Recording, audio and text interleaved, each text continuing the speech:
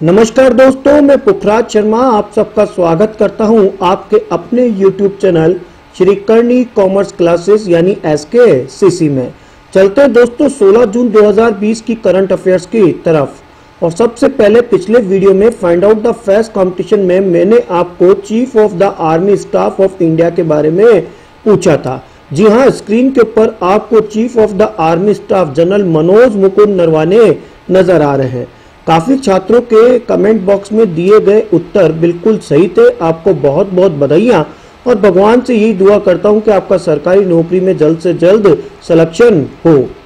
दोस्तों, यहां आपको ये जानना जरूरी है, मिस्टर मुकुंद नरवाने सर ने रिप्लेस करा विपिन रावत सर को, क्योंकि विपिन रावत सर को अभी एक नया पोस्ट जो भारतीय सेना में बनाया गया, वो बनाया गया तीनों सेनाओं के प्रमुख CDS यानी चीफ ऑफ डिफेंस स्टाफ के रूप में विपिन रावत सर को, जो कि पहले army chief of the head थे और भारत के स्वतंत्र भारत के पहले army chief field marshal KM Cariappa थे। दोस्तों, यहाँ पर आपको ये जानना जरूरी है कि भारतीय जो हमारे defence minister mister Rajnath Singh है, उनके अंडर में 3 सेनाएं आती है और ये 3 सेनाएं जिनके ऊपर कमान करते हैं राष्ट्रपति, और राष्ट्रपति और इन सेनाओं के मध्य में जो कड़ी होती है वो CDS की जो अभी नई पोस्ट बनाई गई है, विपिन रावत सर हमारे भारत के प्रथम CDS है। ये 3 सेनाएं जिन्हें हम जल सेना, थल सेना और वायु सेना के रूप में जानते हैं।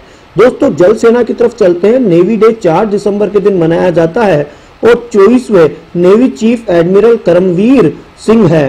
दोस्तों, यहाँ पर आपको ये जानना जरूरी है कि करमवीर सिंह ने सुनील लांबा को रिप्लेस करा है।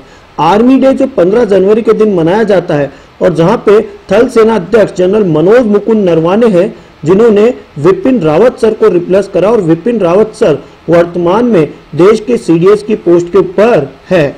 और इंडियन एयरफोर्स डे जो कि 8 अक्टूबर के दिन मनाया जाता है, जहाँ पे air chief marshal Rakesh Kumar Singh Bhadauria आपको स्क्रीन पे नजर आ रहे हैं, जिन्होंने कि राजीव धनोआ सर को रिप्लेस करा है। उसके बाद चलते हैं दोस्तों वीरता की मिसाल मेजर पीरू सिंह। जी हाँ, राजस्थान के रत्न की बातचीत करते हैं।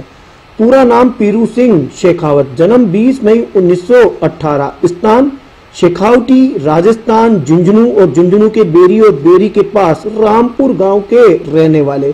पिता का नाम श्री लाल सिंह। शहादत 18 जुलाई 1948 मात्र 30 साल की उम्र में, और टिथवाल जम्मू और कश्मीर में ये शहीद हुए। भारतीय थल सेना, ब्रिटिश भारतीय सेना उपाधि कंपनी हवलदार थे और राजपूताना राइफल की 6ठी बटालियंस में आप काम कर रहे थे। और भारत पाकिस्तान का युद्ध जो 1947 में हुआ था, उस युद्ध में आपने शहीद हुए और इनको मरणोपरांत परमवीर चक्र से सम्मानित किया गया।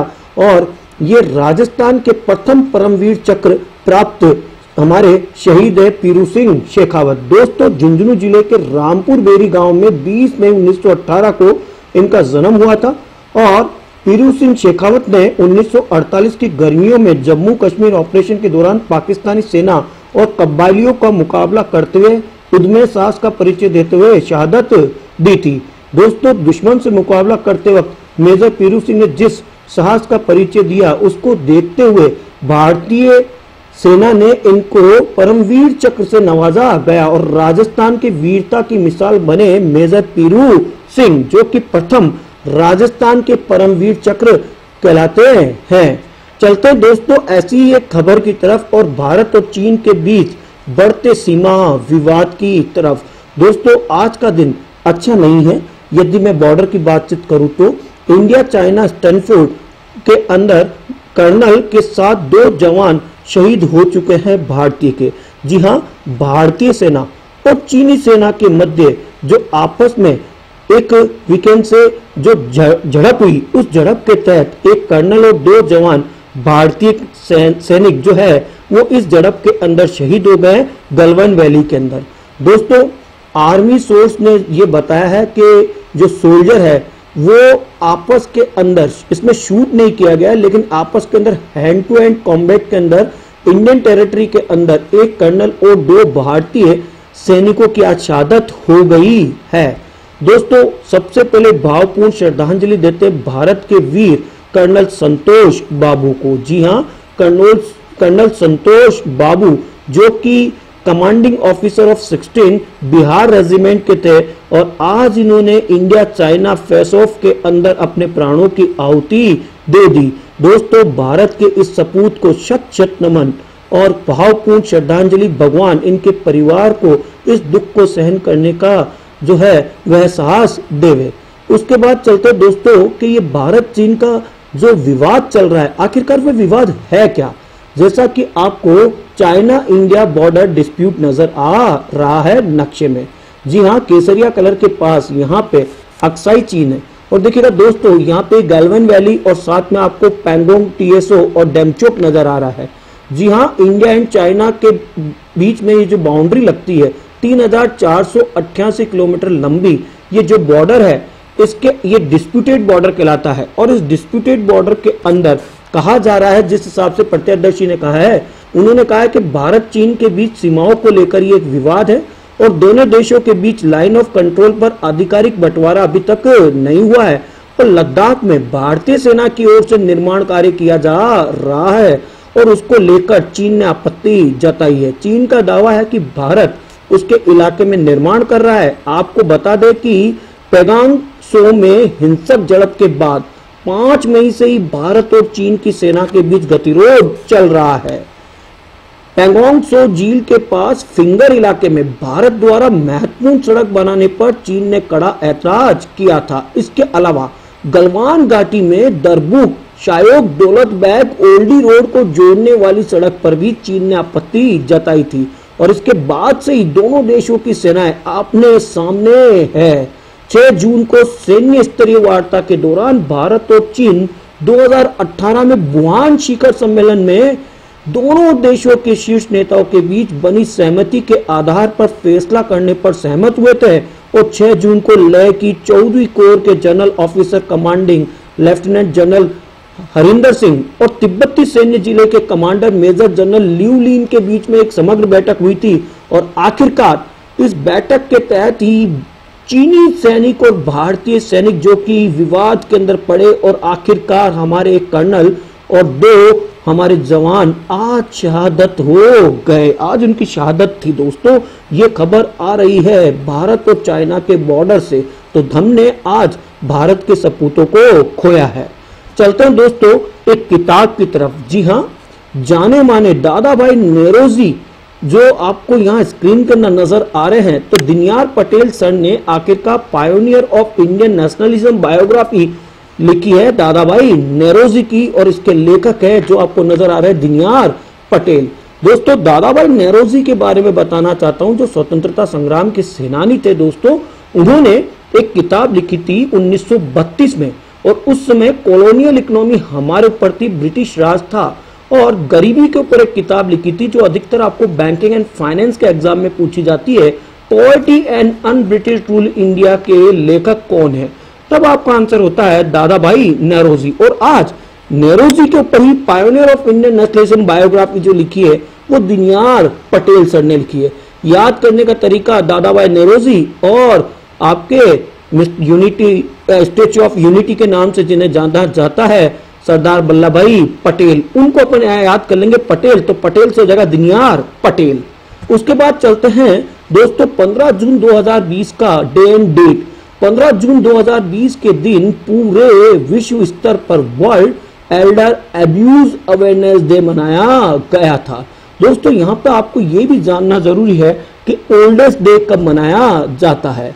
तो international day of older person 1 अक्टूबर के दिन मनाया जाता है, और 15 जून के दिन world Elder abuse awareness day मनाया गया था। दोस्तों, चलते रेस्ट इन पीस यानी एक रिप श्रद्धांजलि की तरफ, और चलते खेल जगत क्रिकेट की तरफ। क्रिकेट जगत के अंदर सन्नाटा छा चुका है। न्यूजीलैंड के जाने माने क्रिकेटर मैट टोरी जो कि 90 साल की उम्र में इनका देहांत हो गया है। दोस्तों, यहाँ पे आपको यह जानना जरूरी है कि न्यूजीलैंड पहला देश है जो कोविड-19 जिसे हम कोरोना वायरस कहते हैं, एक पैंडेमिक डिजीज, वह मुक्त होने वाला यानी corona virus free first country पूछ लिया जाए तो आपका आंसर होगा न्यूजीलैंड, जिसे चारागाहों का देश के नाम से जानते हैं। न्यूजीलैंड जिसकी राजधानी वेलिंगटन है और जहां पे न्यूजीलैंड डॉलर करेंसी के रूप में चलता है, और जेसिंडा अर्डन वहां की महिला पीएम है। चलते हैं दोस्तों इससे आगे और चलते हैं सेंट्रल रेलवे की तरफ। जी हाँ, भारतीय रेलवे की तरफ से यानी मध्य रेलवे की तरफ से एक अच्छी खबर आ रही है।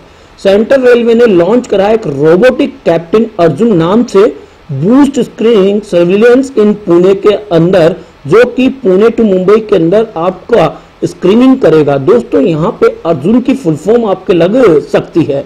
इस कैप्टन अर्जुन का जो फुल फॉर्म है, जो एक रोबोटिक आपको स्क्रीन के ऊपर नजर आ रहा है, अर्जुन की फुल फॉर्म है always be responsible and just use to be nice. यानी ए रेफर करेगा ऑलवेज को, आर करेगा रिस्पॉन्सिबल को, जे करेगा जस्ट को, यू करेगा यूज को और एन करेगा नाइस को। तो ये मध्य रेलवे, जिसको हम कह सकते हैं सेंट्रल रेलवे, उनके द्वारा बनाया गया एक रोबोटिक है जिसका नाम कैप्टन अर्जुन रखा गया है। उसके बाद चलते हैं दोस्तों मुकेश जी अंबानी की जियो कंपनी की तरफ। और आखिरकार इस लॉकडाउन के अंदर इनके पार्टनर बिल्कुल वैसे बढ़ते जा रहे हैं जैसे द्रौपदी का चीरहरण। जी हाँ, हाल ही के अंदर जियो प्लेटफॉर्म की फिर पार्टनरशिप खरीदी गई है एल कैटरिन और इन्वेस्ट कंपनी के द्वारा, जो एक अमेरिका बेस्ड कंपनी है। दोस्तों यहाँ पे आपको जानना जरूरी है कि जियो प्लेटफॉर्म ने आखिरकार अपनी 6441.3 करोड़ रुपए की सेलिंग कर दी है टीपीजी और एल कैट्रोन के मध्य। यदि मैं इसको डिटेल से बताऊं दोस्तों, तो यहाँ पे आपको ग्राफ नजर आ रहा है और अब कुल मिला के मैं कह सकता हूं कि 22 अप्रैल से जो इनकी जियो प्लेटफॉर्म की बिक्री स्टार्ट हुई, वो अब 13 जून तक कुल आपका 1,04,326.95 करोड़ रुपए की इन्वेस्टमेंट जियो रिलायंस के अंदर हो चुकी है मुकेश जी अंबानी की इस कंपनी में। शुरुआत 22 अप्रैल फेसबुक से हुई थी और अंत 13 जून एल कैट्रोन कंपनी से, अमेरिका बेस्ड कंपनी से हुआ, जिसने 1,894.50 करोड़ रुपीस इसमें इन्वेस्टमेंट करे। और इसी दिन टीपीजी कंपनी ने 0.93% की पार्टनरशिप 4,546.80 करोड़ रुपीस में खरीदी। और कुल मिलाकर अब जो ये कंपनियां जो आपको स्क्रीन पे है, Facebook, Silver Lake, Vista, General Atlantic, KKR, आपका Mubadala, Silver Lake, Abu Dhabi Investment Authority, TPG, L Catterton, तो कुल मिला के 1,04,326.95 करोड़ रुपए की कुल अपनी पार्टनरशिप सेल कर दी है जियो प्लेटफॉर्म ने। यहाँ पर आपको एल कैट्रोन कंपनी के बारे में जानना जरूरी है, जो कि 1989 की कंपनी है और ये एक इन्वेस्टमेंट पार्टनर और लीडिंग कंज्यूमर फोकस ब्रांड है अराउंड द वर्ल्ड। और ये यूएस बेस्ड एक कंपनी है जिसमें वर्तमान में सीईओ रूप में जे माइकल चू और स्कॉट ए धनके है। दोस्तों रिलायंस जियो के बारे में हम जानते हैं, मुकेश जी अंबानी की कंपनी है। दोस्तों बैंकिंग एंड फाइनेंस की तरफ से आईसीआईसीआई बैंक ने आखिरकार अपने सैलरी अकाउंट ग्राहकों के लिए एक नया लाभ घोषित करा है और आईसीआईसीआई बैंक ने स्टार्ट करा है इंस्टा फ्लैक्सी कैश। जी हाँ, अतिरिक्त ओवरड्राफ्ट के लिए इंस्टा फ्लैक्सी कैश नाम की एक स्कीम आईसीआईसीआई बैंक यानी प्राइवेट बैंक ने स्टार्ट करी है। दोस्तों यहाँ आईसीआईसीआई की full form industrial credit investment Corporation of India है और आईसीआईसीआई बैंक ने आज अनाउंस करा है एक फैसिलिटी जो कि सैलरी अकाउंट कस्टमर को मिलेगी अप्रूवल फॉर ओवरड्राफ्ट, जिसे हम ओडी के नाम से जानते हैं, जो उनको इंस्टेंटली मिल जाएगा विदाउट पेपर वर्किंग यानी पेपरलेस मैनर, यानी ब्लैक एंड व्हाइट करने की आवश्यकता नहीं है। और इस स्कीम का नाम आईसीआईसीआई ने रखा है इंस्टा फ्लैक्सी कैश, जो end to end fully digital facility है और इसके द्वारा बैंक इंटरनेट बैंकिंग प्लेटफॉर्म को जो है अवेल करेगा और salary account holder extra overdraft ले सकता है विदाउट ब्लैक एंड व्हाइट यानी पेपरलेस मैनर। तो सैलरी अकाउंट होल्डर के लिए एक अच्छी खबर आई है आईसीआईसीआई बैंक की तरफ से। यह आपको आईसीआईसीआई बैंक को जानना जरूरी है। आईसीआईसीआई एक फाइनेंस कंपनी के रूप में आई थी और 1955 में ये कंपनी बनी थी, industrial Credit and Investment Corporation of India. फिर बैंकिंग सेक्टर में ये आई थी 1994 में जून में और वर्तमान में इसके सीईओ और एमडी के रूप में संदीप बख्शी है और ये मुंबई बेस्ड एक कंपनी है, लेकिन इसकी जो स्थापना हुई थी दोस्तों वो बड़ोदरा गुजरात में हुई थी आईसीआईसीआई बैंक की, परंतु अभी इसका हेडक्वार्टर मुंबई महाराष्ट्र है। और Sandeep Bakhshi is my question, जो कि आईसीआईसीआई बैंक के एमडी एंड सीईओ है। और कई बार आईसीआईसीआई की फुल फॉर्म पूछ ली जाती है, Industrial Credit and Investment Corporation of India. दोस्तों चलते हैं आईबीबीआई की तरफ, यानी आपका Insolvency and Bankruptcy Board of India. IBBI ने आखिरकार उदय कोटक कमिटी बनाई है, जो कि एडवाइजरी कमेटी है जो कॉर्पोरेट इंसॉल्वेंसी रिजोल्यूशन के लिए काम करेगी। ये 14 सदस्यीय जो टीम बनाई है, इसके चेयरपर्सन उदय कोटक को बनाया गया है, जो कि महिंद्रा कोटक बैंक के हेड है और आईबीबीआई की अब advisory committee on corporate insolvency resolution के चेयरमैन भी है। यहाँ आईबीबीआई को जानना दोस्तों जरूरी है, जो कि न्यू दिल्ली बेस्ड इसका हेडक्वार्टर है, जिसकी स्थापना 1 अक्टूबर 2016 के दिन हुई और वर्तमान में इसके चेयरपर्सन के रूप में एमएस साहू है। दोस्तों, जब भी कोई कंपनी अपना बैंक्रप्टेसी यानी मैं कह सकता हूं दिवाला घोषित करती है, तो इससे पहले एक बोर्ड बनाया गया 1 अक्टूबर 2016 को, जो कि ये कार्रवाई करती है कि वास्तव में उस कंपनी के पास में एडिक्यूट एसेट्स है या नहीं है, ताकि वह अपनी लायबिलिटी को पे कर सके या ना कर सके। और जब ये सर्टिफाइड हो जाता है तो उन कंपनियों का दिवालेपन का सर्टिफिकेट दे देता है आईबीबीआई। और इस आईबीबीआई के एडवाइजरी कमेटी के कॉर्पोरेट इंसॉल्वेंसी रेजोल्यूशन के हेड के रूप में कोटक महिंद्रा बैंक के हेड उदय कोटक को चुना गया है। दोस्तों, चलते हैं आज का find out the face competition यानी चेहरा पहचानो प्रतियोगिता। और proud to be Indian women's और वुमेन एम्पावरमेंट का एक अच्छा एग्जांपल आपके स्क्रीन के ऊपर नजर आ रहा है और आप है जाने माने इंडियन पैरा एथलीट। जी हाँ, इंडियन पैरा एथलेटिक का नाम आपको कमेंट बॉक्स में लिखना है, जो कि आपको स्क्रीन के ऊपर नजर आ रही है। और दोस्तों, ये भी बताना है कि इनको राजीव गांधी खेल पुरस्कार कब दिया गया और इन्होंने राजीव गांधी खेल पुरस्कार किनके साथ म्यूचुअली शेयर करा। तो दोस्तों, ये थी आज के करंट अफेयर्स। तब तक और अब पुखराज शर्मा को इजाजत दीजिएगा। जय हिंद, जय भारत।